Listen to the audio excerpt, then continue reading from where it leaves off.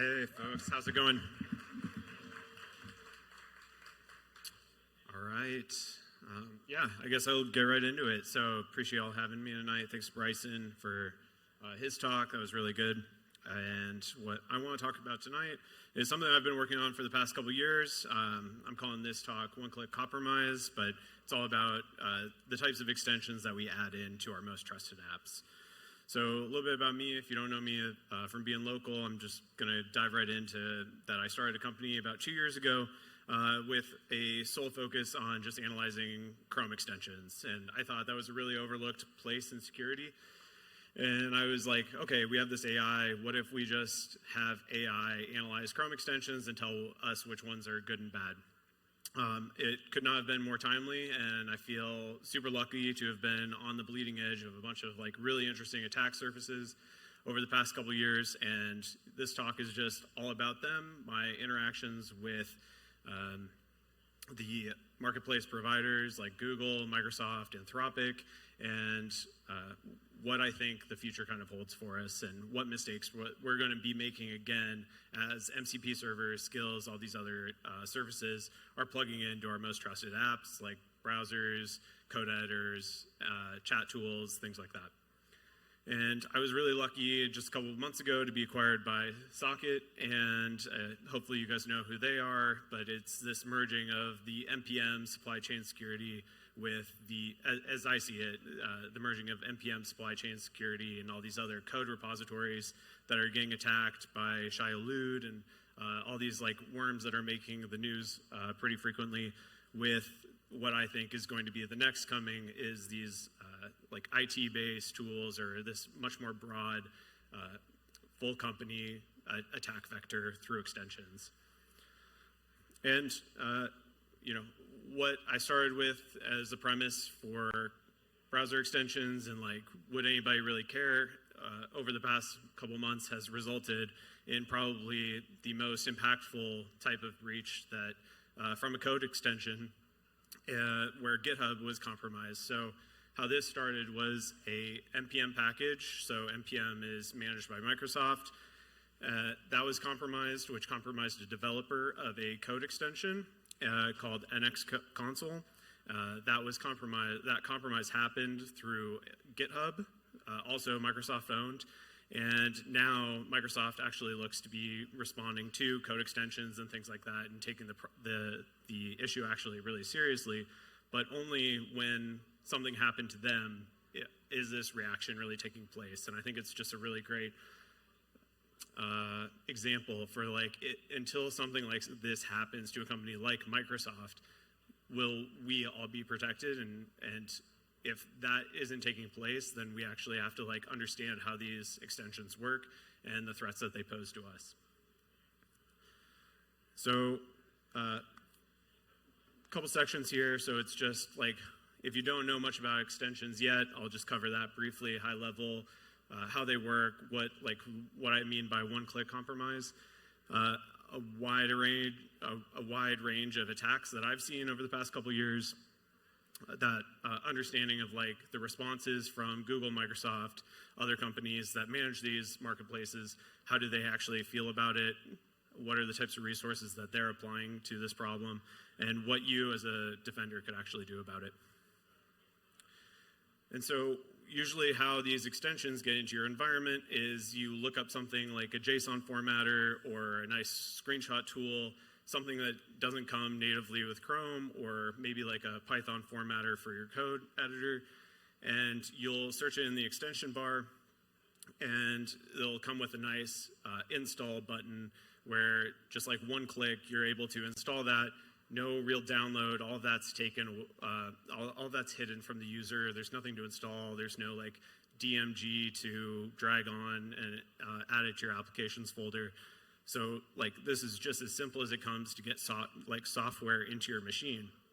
So users will accept any permissions that get shown to them. So if this can read all of your cookies, or code extensions actually run as users on devices. So they're basically like admin level, whatever a user would have access to, and especially if it's a developer, they'll have access to secrets and things like that. Users will just generally click through those things, but they also get auto-updated. So even if the extension isn't explicitly malware the second that you install it, there's always a vector that a silent update can be pushed by the developer, and that will be auto-updated to all extensions installed across all users. And what I found is the most common fourth step in the exfiltration is info stealers are getting deployed. The second that these things run, basically all of your credentials have been taken, and now they're potentially even being used for worm behaviors where they're just going to move on, use those GitHub credentials, use NPM publishing to be able to go into more packages, infiltrate more networks, large companies. This is happening to the largest companies in the world. And this is a great example of, even if you think that you can tell two extensions apart and be able to know which ones could be potentially malicious, the user experiences have been set up in a way that it's basically impossible to know absolutely for sure. And so this is a very popular Ethereum development tool called Solidity. And if you go into your code extension, or if you go into your code editor and you search Solidity, you'll get these 4 results back. And they all look like they're named the same. They all look like they're from the same developer. They have very high counts of users, and some of them have 5 stars and some of them have 2 stars. And what's shocking here is that the extensions on the right have been cloned, and those are the malicious ones with the higher user counts. They're shown a little bit below the other ones, but there's little verification. The users aren't really given a heads up that 2 of them will completely wreck your day and the other 2 are exactly the tool that you were looking for. To kind of show you a glimpse of what I think is happening, we're not learning the lessons of how to introduce extensions and host extensions as marketplaces. And so what I wanted to show here was that browser extensions were released over 2 decades ago, which is kind of wild to think about. And we've had a lot of lessons learned through the Chrome Web Store, through Firefox. We came up with a permission structure so you can say, I want this extension to be able to look at my cookies, to watch me browse the web in order to block ads, do a bunch of other useful things. But the other marketplace or the other types of extensions haven't really adopted this yet. And while the other extension types might have very deep access into an actual endpoint, so they'll be able to run as your user, be able to pick up your secrets, all this other really deep malware. Malware would love to run there. It's actually really interesting that browser extensions and browsers have generally really well protected info. So the passwords that you save, those are a little bit harder to read on disk, but a browser extension would be able to read those if you're able to get access to cookies or be able to actually watch web traffic. And so as these things are coming out, you can kind of see that there's no permission structure already for something that's been out for a decade, and something that we probably need and that will be introduced as code extensions, but will probably take another 10 years for it to be introduced to MCP servers or skills and these other things that we're introducing into our AI chat. So I'm just kind of seeing this happen and predicting that we're going to be in for some problems there as time goes on. Yeah, and the thing about extensions too is that I think our trusted apps are consolidating. So you basically just have your browser, you have your SaaS tools that you use in your browser now. Maybe you're a developer, maybe you support developers that will actually use a code editor, but that's basically where they do their work. And now everybody's going to pull up an AI chat tool, Claude, install extensions in there, connect it to your email, connect it to other random tools as they go along. But really, extensions are where most software, I think, is going to start being delivered.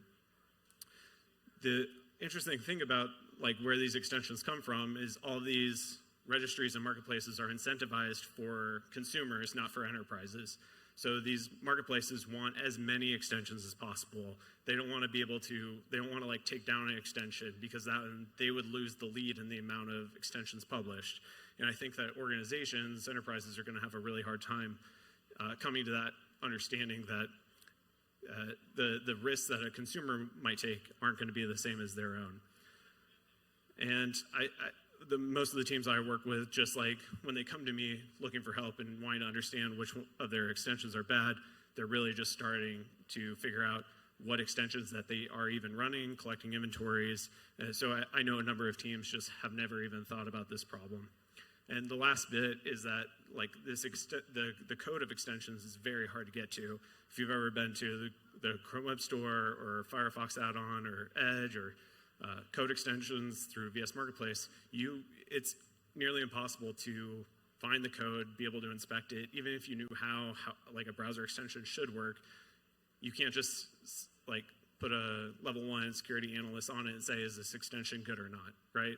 So there's a bit of expertise that goes into how these things work, and I think that's a big problem for organizations to have to like figure out what to do with that. All right, so here's the fun part. When I was really getting started, one of my early customers, I had been telling him that sometimes browser extensions get bought and sold. And that was like really interesting to me that maybe the extension that somebody developed, they're not making any money off of. They want to be able to monetize it, so they put it up or they get cold emails, honestly. Because their extension is listed on the Chrome Web Store, you get a cold email all the time about, I'll buy your extension for like $2,000. And something that starts as a side project for somebody ends up becoming like, let's say they have 2,000 users. Those are 2,000 users that could be infected that have already accepted permissions. And when I was telling this story to one of my early customers, he was like, well, how easy is it actually? Like, have you seen anybody actually do that? And so he really challenged me, and so I went out and I was like, all right, I'll go find an extension and see if you install it, we'll see if I can update it with malware. And so I made a fake email account, I registered it with Google, and I went out to an extension marketplace, and I found an extension that I thought was low install count, but would have the permissions that I needed in order to really screw with my like potential customer. I sent an email to the developer, and we couldn't figure out how I could send money to India, and eventually she was just like, you can just have this extension for free. And I was like, all right, awesome. So for $5, I was able to acquire a browser extension, and my like potential customer was going to be infected with it through a malicious update. And so with that, I'm like running it right now. And if I go to secureannex.com, let's see, I thought I was running it. Sorry, live demo.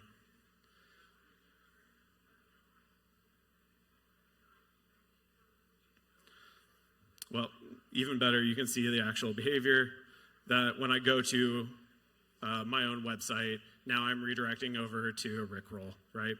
And so that's like the kind of interesting functionality that you can push down to users. But like, and this is fun, but think of this could be an Office 365 login portal just as easily, right? And that update takes place and it goes through Google security review and ends up ending up at just like overnight on his laptop.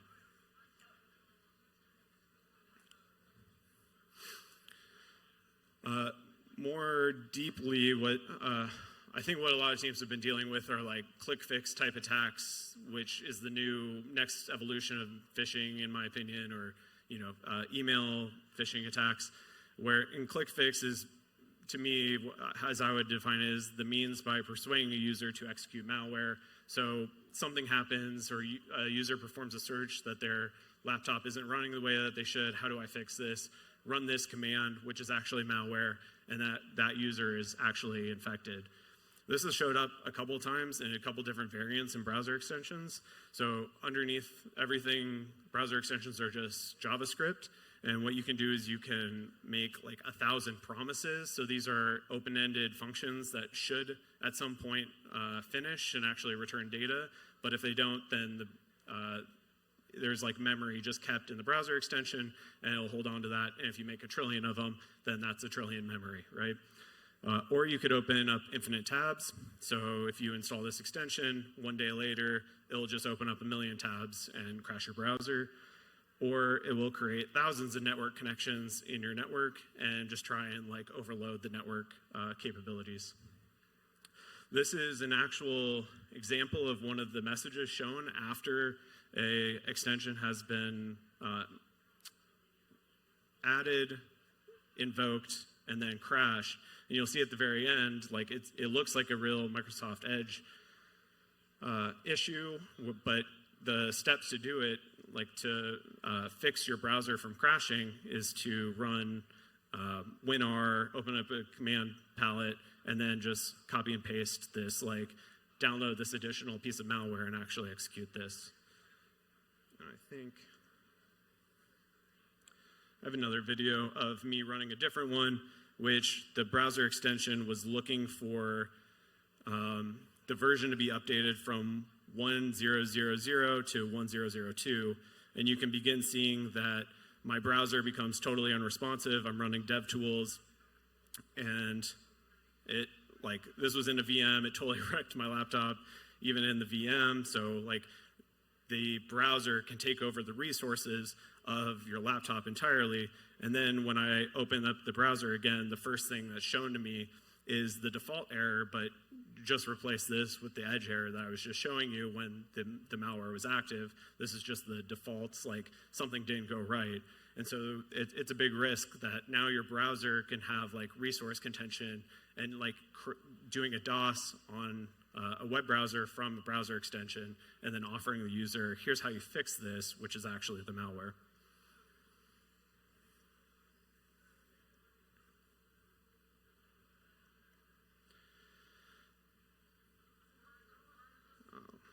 Let's see.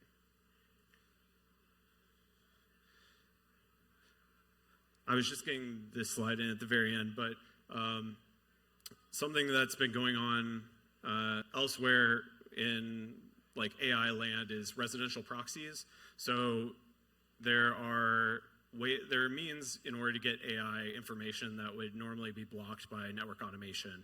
So you can't just like run curl and scrape a bunch of websites anymore because Cloudflare will block you.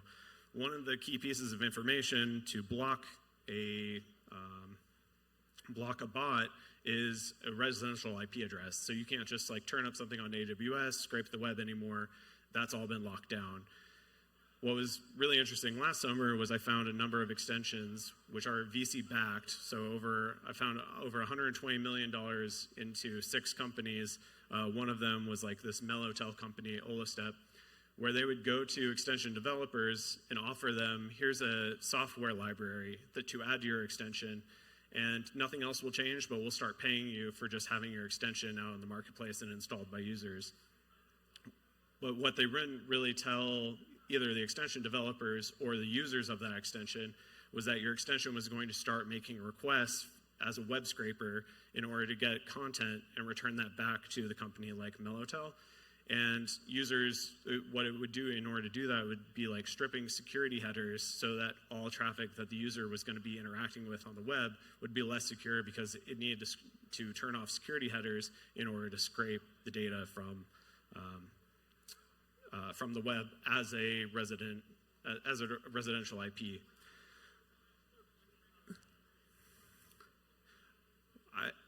I haven't like actually gone to this final piece of it, but the residential IP stuff was cute.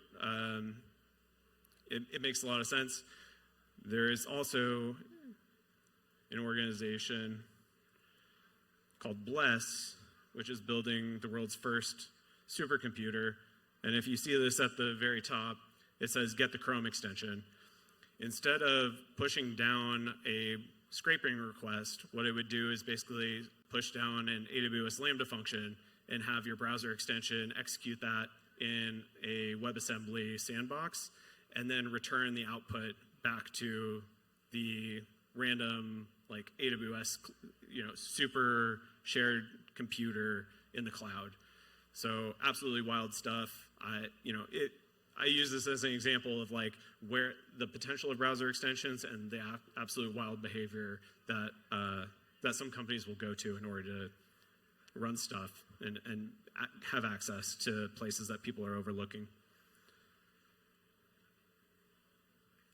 This is another example of the promise, like the code of just creating a billion promises. So this will just create a loop. And this is one of the extensions. One part of like the click fix attacks was that it was a part of extensions that were bought and sold. And so this is an example of the extension marketplaces that I would use in order to purchase an extension. But I was also starting to take screenshots of them, and I was able to take a screenshot of one of the extensions that ended up being click fix, and it was in part due to an ownership transfer. So I was able to like actually show that this was at one time listed on an extension marketplace site and for sale, and that's how that extension became malware. It wasn't the original developer. Oh, there we go. All right. Another really interesting piece of this. This is very broad, and this is really common. Basically, if I ever start working with a new organization, I'll get their list of extensions, look it over, and try and identify ones which look a little iffy. Where a majority of like the bad ones come from are from malicious advertisements. And so you can see, you'll see it at the bottom of some pages. It'll say tap to download to start. You hit the download and you get a better search thing. And how this looks in practice is you can go to this page and it'll ask you to install the Chrome extension. It'll detect what browser you're using. You hit next. And it'll say, okay, all you need to do is click add extension in order to get this into your browser. You go here and you see easy search, 10,000 users, 5-star rating, must be good, right? But what's really interesting about this is that if you were to ever like try and search for this extension on the Chrome Web Store, there's this concept that you can actually hide extensions from most people, from security researchers, and so you can't actually find this extension anywhere other than from the malicious advertisement. What this extension ends up doing is changing your default search provider, and it can essentially redirect you to malware if a user has interesting traffic or things like that. They're not usually like super obvious malware, but just like free VPNs, it's not something that you want on your endpoint. Yep.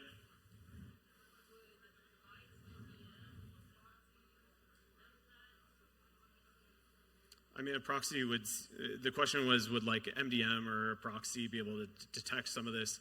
Like, CrowdStrike will see you going to sketchy websites, and that's just normal for CrowdStrike and Chrome.exe, right? MDM you can manage browser extensions with really easily, but you have to know which ones are good and bad.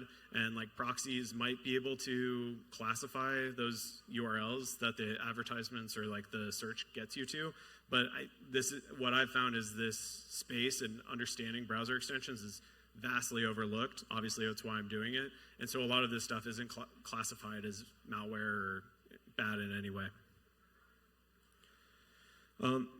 When you do get served an ad, you can look up other ads by that publisher. You don't get the links, unfortunately, but by looking at this publisher of advertisements, I was able to see better search for Firefox and template search and Cubby and send and receive faxes online. It's all these like tools that you think you might need, or like somebody would be like, oh yeah, I need free antivirus in my web browsing. And a lot of people end up installing these things and introducing this threat into their environments.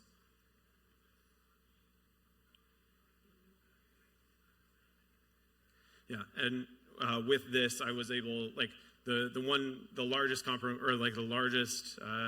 campaign of this that I found was around 57 extensions with over 6 million installs total. So really broad, a lot of like, I found a lot of links through URLs present in these extensions, and I was able to link them all through that. But the campaign's ongoing, and the reason why it won't stop is because for Google, it's more advertising revenue. In the extension marketplace, it's more extensions available, and protecting users, who cares, right? So eventually, maybe they'll come to, but yeah, we'll see. All right, I'm gonna move into code extensions now. So one of the crazy, I was saying that this has led me on a path to be on the bleeding edge of a lot of compromises. One code extension that I found was really interesting. It was called Sleepy Duck in the code. They called it Self Sleepy Duck, and it was another Solidity extension, if you can see there at the bottom. But what it would do, and it used a technique called ether hiding. So this is the ability to utilize the blockchain in order to read information and basically operate as a C2, but make it really hard to take down because nobody's going to really try to invalidate a transaction on the blockchain.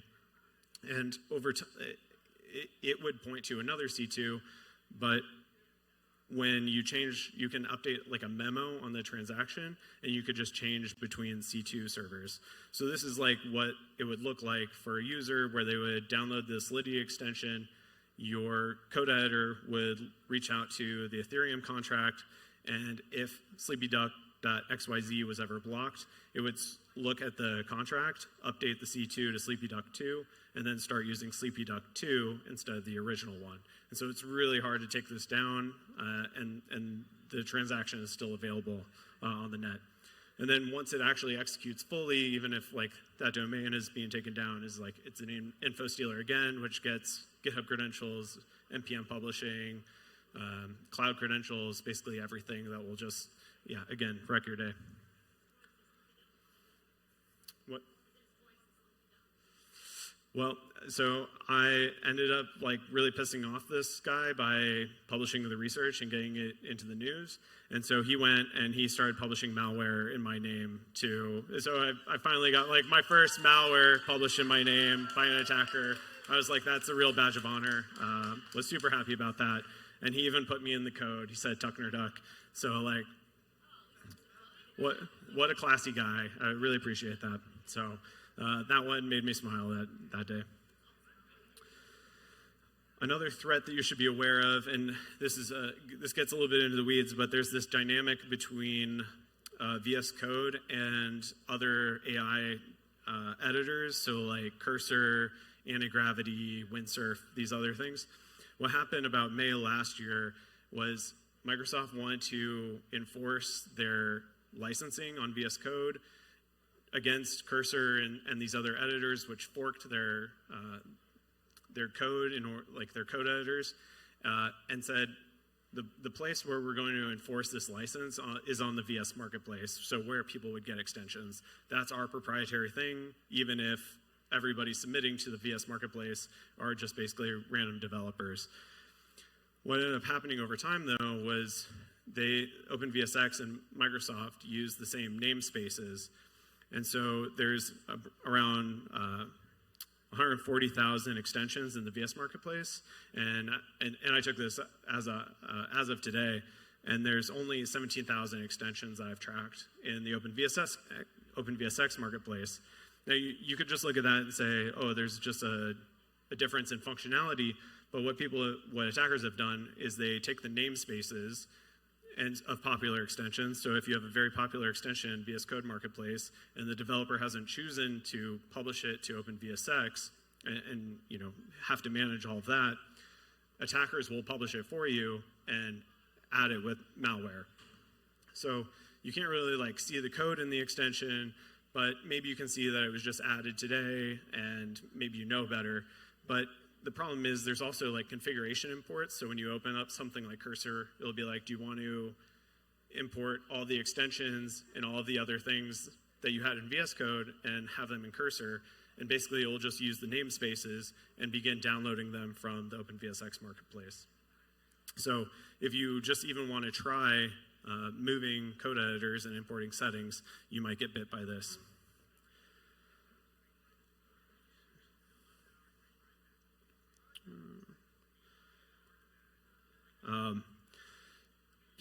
Oh, that's what I was going to do. As I was leaving today, I found examples of this in the marketplaces right now. So live malware, this is the real extension. It's called Git Merger, has 450,000 installs, decent rating, was published in 2017, was last updated in 2018, so completely abandoned. And today on OpenVSX, we got published 9 hours ago, Git Merger, under the same namespace.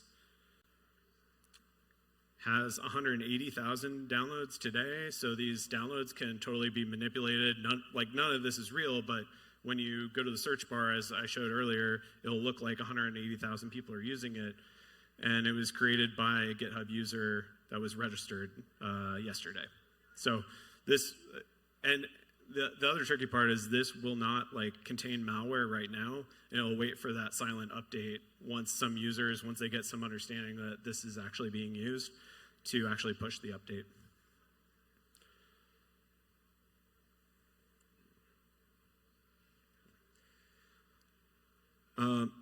I thought nobody would really take code extensions seriously for the longest time until ransomware started popping up in them, and I was shocked the first time that I saw it actually appear, and it didn't appear in the way that I thought it would. So I coined it ransom vibing, but basically what I found was people will just say, I want to introduce ransomware into code extensions, and they will just ask Claude or some unhinged tool in order to do it. And so it leaves us these really nice comments in the code, like read file, create encryption key, encrypt the data, write encrypted file, overwrite original. There's a lot more hilarious stuff in this extension, but people are literally just kind of one-shotting ransomware, publishing it to the marketplace. And the only reason I can talk about all this is because it makes it through all of the filters of Microsoft, of OpenVSX, of Google, right? And so if something as simple and easy as do ransomware is making it through, what is really going on in the review process of these companies, which are massive, right?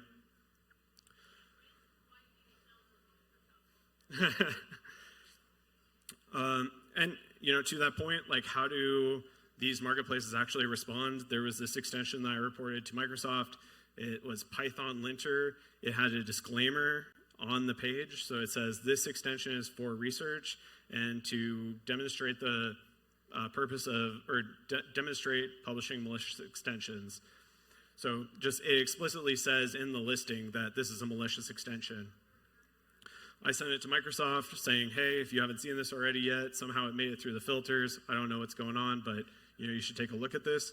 And then they responded with, could you please share your concern with this extension and investigate better?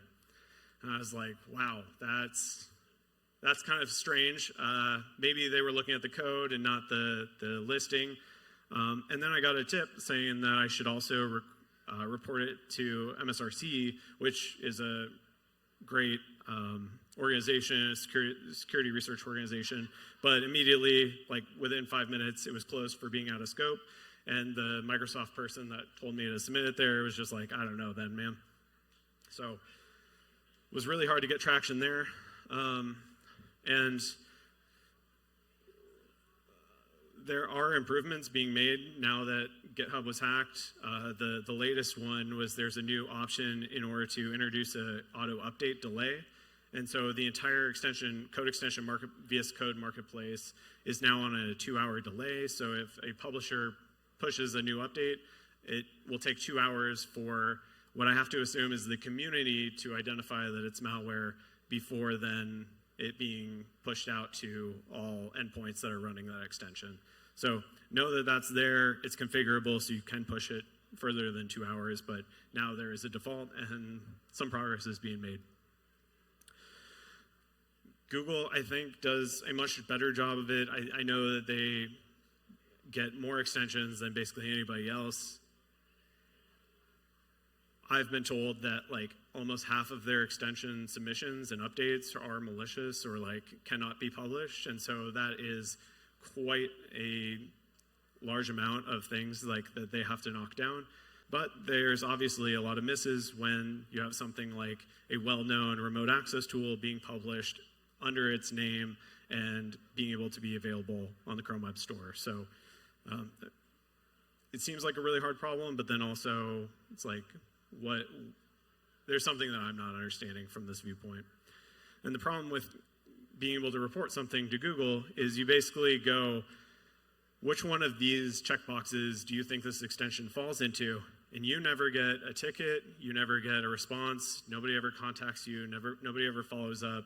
This is all that you have in order to report an extension as malicious, or you can go to a mailing list and just pray that somebody actually is looking at it and will think enough to respond to it.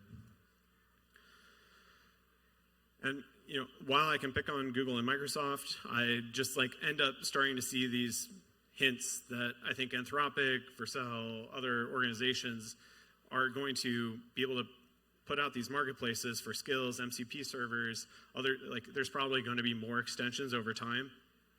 And I don't think that it's really understood the types of problems that can exist over the last 2 decades of Chrome extensions. What are we really learning? And so in the Anthropic documentation for MCP, there's a number of different definitions for what an MCP registry is. And they're basically leaving it up to users in order to govern it for themselves. And so if you wanted to ever report a malicious MCP server, you need to actually report it to the package registry where the MCP server is hosted. So NPM, PyPy, GitHub, and then deal with it over there. They won't actually take it down from a registry, or people have to self-curate their own registries, and you should only use trusted curated registries in order to get your MCP servers. And so it seems like they're trying to push the blame off and the management of this onto the community as much as our problem, as much as possible.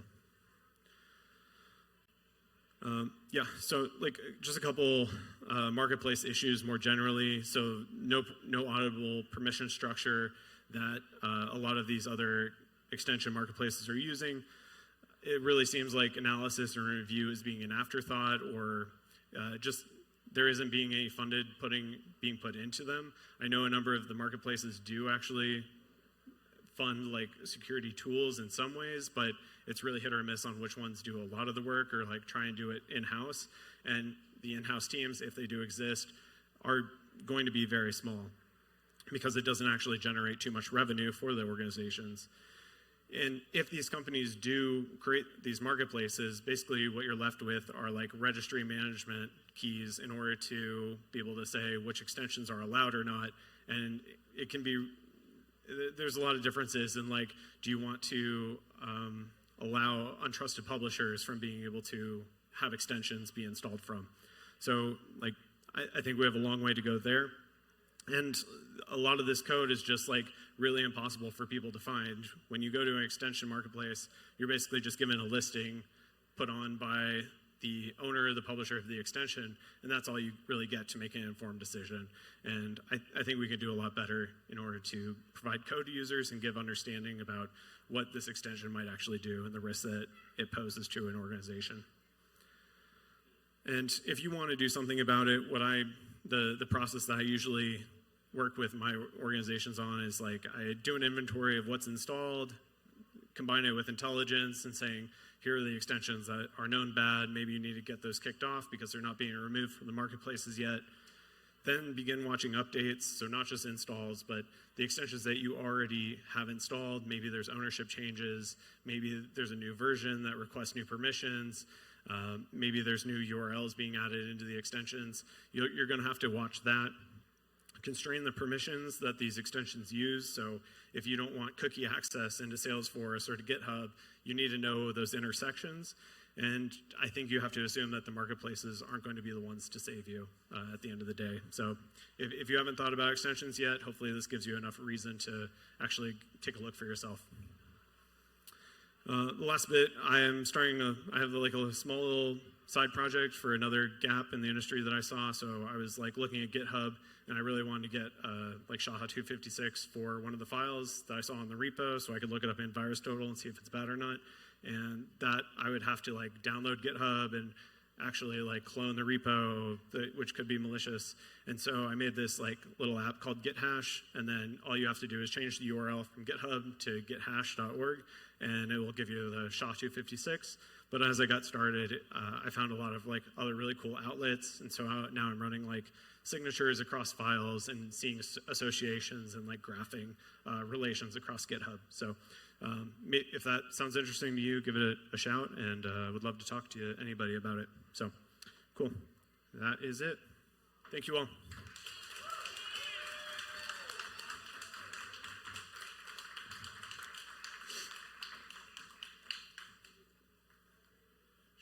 Should I do some questions?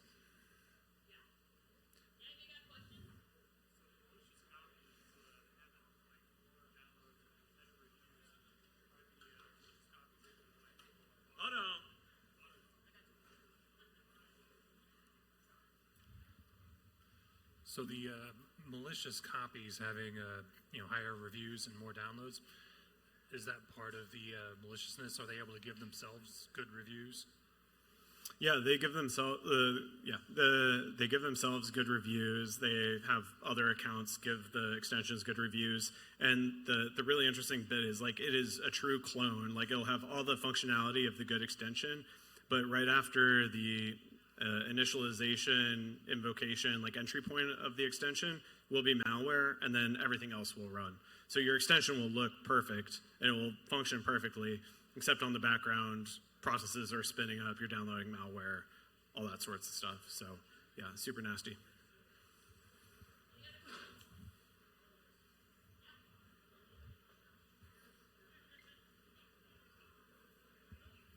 For folks that maybe can't buy a new tool or like spend money to fix this problem, it sounds like a lot of it is relying on users, which is scary for most of us.